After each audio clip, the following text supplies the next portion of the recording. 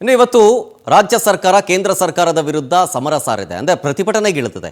ಕಾರಣ ಅಂತಂದರೆ ಮನರೇಗಾ ಯೋಜನೆ. ಮನರೇಗಾವನ್ನು ಜಿ ಬಿಲ್ ಅಂತೇಳಿ ಮರುನಾಮಕರಣ ಮಾಡಿ ಒಂದಷ್ಟು ಬದಲಾವಣೆಗಳನ್ನು ಮಾಡಿದ ವಿರುದ್ಧ ಕಾಂಗ್ರೆಸ್ ಸರ್ಕಾರ ಹೋರಾಟವನ್ನು ಮಾಡ್ತಾ ಇದೆ. ಅದರ ಭಾಗವಾಗಿಯೇ ಇವತ್ತು ರಾಜಭವನ್ ಚಲೋಗೆ ರಾಜ್ಯ ಕಾಂಗ್ರೆಸ್ ಕರೆ ಕೊಟ್ಟಿರೋದು. ಬೆಂಗಳೂರಿನ ಫ್ರೀಡಂ ಪಾರ್ಕ್ನಲ್ಲಿ ಬೃಹತ್ ಸಮಾವೇಶವನ್ನು ಹಮ್ಮಿಕೊಳ್ಳಲಾಗಿದೆ.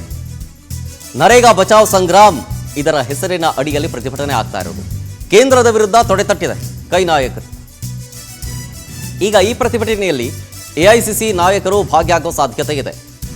ಎಐಸಿಸಿ ನಾಯಕರು ಅಂತಂತಂದರೆ ಎಐಸಿಸಿ ಪ್ರಧಾನ ಕಾರ್ಯದರ್ಶಿ ಕೆಸಿ ವೇಣುಗೋಪಾಲ್ ಅವರು ಜೊತೆಗೆ ರಾಜ್ಯ ಉಸ್ತುವಾರಿ ಸುರ್ಜೇವಾಲಾ ಅವರು ಭಾಗಿಯಾಗುವ ಸಾಧ್ಯತೆ ಇದೆ. ಸಿಎಂ ಸಿದ್ದರಾಮಯ್ಯನವರು ಮತ್ತು ಡಿಸಿಎಂ ಡಿಕೆ ಶಿವಕುಮಾರ್ ಇಬ್ಬರ ನೇತೃತ್ವದಲ್ಲಿ ಈ ಹೋರಾಟ ನಡೀತಾ ಇರೋದು.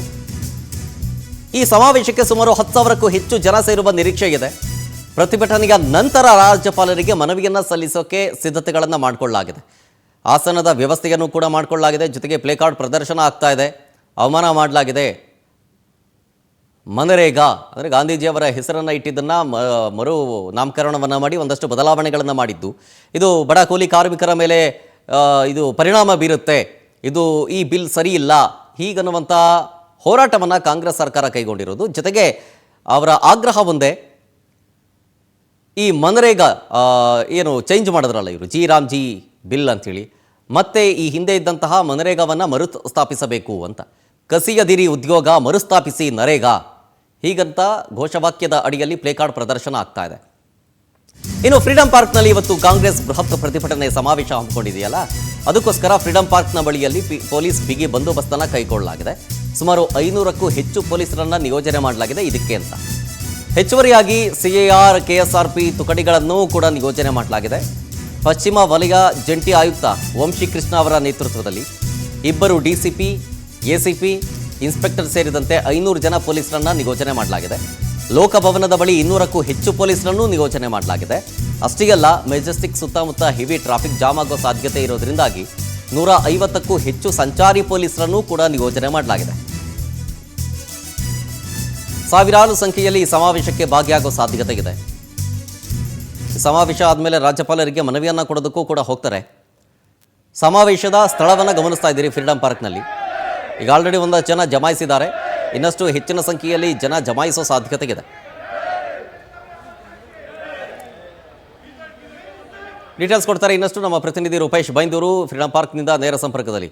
ರೂಪೇಶ್, ಈಗ ಕಾಂಗ್ರೆಸ್ ಸರ್ಕಾರದ ಹೋರಾಟ ಈಗ ಯಾವ ಹಂತದಲ್ಲಿದೆ? ಜೊತೆಗೆ ಫ್ರೀಡಂ ಪಾರ್ಕ್ನಲ್ಲಿರುವಂಥ ಸಿಚುವೇಶನ್ ಎಕ್ಸ್ಪ್ಲೈನ್ ಮಾಡ್ತಾ ಹೋಗೋದಾದ್ರೆ. ಶರತ್, ಫ್ರೀಡಂ ಪಾರ್ಕ್ನಲ್ಲಿ ಇವತ್ತು ರಾಜಭವನ ಚಲೋ ಚಳುವಳಿಯನ್ನ ಕಾಂಗ್ರೆಸ್ ಹಮ್ಮಿಕೊಂಡಿದೆ. ಕಾರ್ಯಕ್ರಮದಲ್ಲಿ ಸಿಎಂ ಸಿದ್ದರಾಮಯ್ಯ, ಡಿಕೆ ಶಿವಕುಮಾರ್, ರಾಜ್ಯ ಸಂಘಟನಾ ಉಸ್ತುವಾರಿಗಳಾಗಿರ್ತಕ್ಕಂಥ ಸುರ್ಜೇವಾಲಾ ಅವರು, ಅದೇ ರೀತಿಯಾಗಿ ಕಾಂಗ್ರೆಸ್ನ ಇಲ್ಲಿ ಜನರಲ್ ಸೆಕ್ರೆಟರಿ ಆಗಿರ್ತಕ್ಕಂಥ ಕೆಸಿ ವೇಣುಗೋಪಾಲ್ ಅವರು ಕೂಡ ಈ ಒಂದು ಕಾರ್ಯಕ್ರಮ ಬರ್ತಾರೆ. ಈ ಮೂಲಕವಾಗಿ ವಿಬ್ಜಿ ರಾಮ್ಜಿ ಕಾಯ್ದೆಯನ್ನು ನಾವು ವಿರೋಧಿಸ್ತೇವೆ, ಮನರೇಗಾ ಕಾಯ್ದೆಯನ್ನೇ ನೀವು ಅನುಷ್ಠಾನ ಮಾಡಬೇಕು ಅಂತ ಹೇಳಿ ಇಲ್ಲಿ ಕಾಂಗ್ರೆಸ್ ಒತ್ತಾಯವನ್ನು ಮಾಡಲಾಗಿದೆ. ಇದೇ ವೇದಿಕೆಯಲ್ಲಿ ಬೃಹತ್ ವೇದಿಕೆ ಮಾಡಿಕೊಳ್ಳಲಾಗಿದ್ದು, ಈಗ ಕೆಪಿಸಿ ಕಾರ್ಯಾಧ್ಯಕ್ಷರಾಗಿರ್ತಕ್ಕಂಥ ಜಿಟಿ ಚಂದ್ರಶೇಖರ್ ಸೇರಿ ಹಲವಾರು ಜನ ಸ್ಟೇಜ್ಗಳನ್ನು ಕೂಡ ಪರಿಶೀಲನೆ ಮಾಡ್ತಿದ್ದಾರೆ. ನೀವು ನೋಡಬಹುದು, ಈಗಾಗಲೇ ಜನ ಸೇರಲಿಕ್ಕೆ ಆರಂಭಿಸಿದ್ದಾರೆ. ಸರಿಯಾಗಿ 11 ಗಂಟೆಗೆ ಈ ಒಂದು ಪ್ರತಿಭಟನೆ ಇಲ್ಲಿ ಆರಂಭ ಆಗುತ್ತೆ. ಹೀಗಾಗಿ ಸಾಕಷ್ಟು ಸಂಖ್ಯೆಯಲ್ಲಿ ಜನ ಬಂದಿದ್ದಾರೆ. ಜನವನ್ನು ಕೂಡ ನೋಡ್ತಾ ಹೋಗ್ತೀರಿ. ಒಟ್ಟಾರಾಗಿ ಒಂದು 5,000 ಜನಕ್ಕೆ ಅವಕಾಶ ಮಾಡಿಕೊಳ್ಳಲಾಗಿದೆ. ನೀವು ನೋಡಬಹುದು ಇಲ್ಲಿಗ ಯಾವ ರೀತಿಯಾಗಿ ಇಲ್ಲಿಗ ಜನ ನೋಡಬಹುದು. ಒಟ್ಟಾರಾಗಿ ಇಲ್ಲಿಗ ಪ್ರತಿಭಟನೆಗೆ ದೊಡ್ಡ ಮಟ್ಟಕ್ಕೆ ಜನ ಕೂಡ ಗಮನಿಸಿಕೊಂಡಿದ್ದೀರಿ. ಅದೇ ರೀತಿಯಾಗಿ ಇಲ್ಲಿಗ ಎಲ್ಲರ ಉದ್ಯೋಗವನ್ನು ಕಳಿಸ್ತಾ ಇರಿ ಅಂತೇಳಿ ಮರುಸ್ಥಾಪಿಸಬೇಕು. ಇಲ್ಲಿಗ ಯಾವುದು ಅಂತ ಹೇಳಿದ್ರೆ ನರೇಗಾ ಯೋಜನೆ ಮರುಸ್ಥಾಪನೆ ಮಾಡಬೇಕಂತ ಒಟ್ಟಾರೆಯಾಗಿ ಈಗ ದೊಡ್ಡ ಮಟ್ಟಕ್ಕೆ ಇಲ್ಲಿ ಜನ ಸೇರೋದನ್ನು ಕೂಡ ಗಮನಿಸಿಕೊಂಡಿದೆ. ಒಟ್ಟಾರೆಯಾಗಿ ಈಗ ಇಲ್ಲಿ ನೀವು ನೋಡಬಹುದು ಪ್ರತಿಭಟನಾಕಾರರು ದೊಡ್ಡ ಸಂಖ್ಯೆಯಲ್ಲಿ ಇನ್ನೂ ಕೂಡ ಬೇರೆ ಬೇರೆ ಊರುಗಳಿಂದ ಪ್ರತಿಭಟನಾಕಾರರು ಬರ್ತಾ ಇದ್ದಾರೆ. ನರೇಗಾ ಯೋಜನೆ ಮರುಸ್ಥಾಪಿಸಬೇಕು, ವಿಬ್ಜಿ ರಾಮ್ಜಿ ಕಾಯ್ದೆ ಇದೆಯಲ್ಲ ಅದನ್ನು ಹಿಂತೆಗೆದುಕೊಳ್ಳಬೇಕು ಅಂತ ಹೇಳಿ ಈಗ ಆಗ್ರಹಗಳು ಕೇಳಿ ಬರ್ತಾ ಇದೆ. ಇದಕ್ಕೋಸ್ಕರವಾಗಿ ಈಗ ಇಲ್ಲಿ ಪ್ರತಿಭಟನೆ ಆಗ್ತಿರ್ತಕ್ಕಂಥದ್ದು. ಈ ಪ್ರತಿಭಟನೆ ಆದ ಬಳಿಕ ಡಿಕೆ ಶಿವಕುಮಾರ್ ನೇತೃತ್ವದಲ್ಲಿ ನೇರವಾಗಿ ರಾಜಭವನಕ್ಕೆ ಹೋಗ್ತಾರೆ. ರಾಜಭವನಕ್ಕೆ ಹೋಗಿ ಇಲ್ಲಿ ರಾಜ್ಯಪಾಲರಿಗೆ ಮನವಿಯನ್ನು ಕೊಟ್ಟು ಯಾವುದೇ ರೀತಿಯಾಗಿ ಈ ಕಾಯ್ದೆಗಳನ್ನ ಜಾರಿ ಮಾಡಬಾರದು ಅಂತೇಳಿ ಆಗ್ರಹವನ್ನ ವ್ಯಕ್ತಪಡಿಸ್ತಾರೆ. ಶರತ್, ಓಕೆ, ಥ್ಯಾಂಕ್ ಯು ರೂಪೇಶ್ ಡೀಟೇಲ್ಸ್ಗಾಗಿ.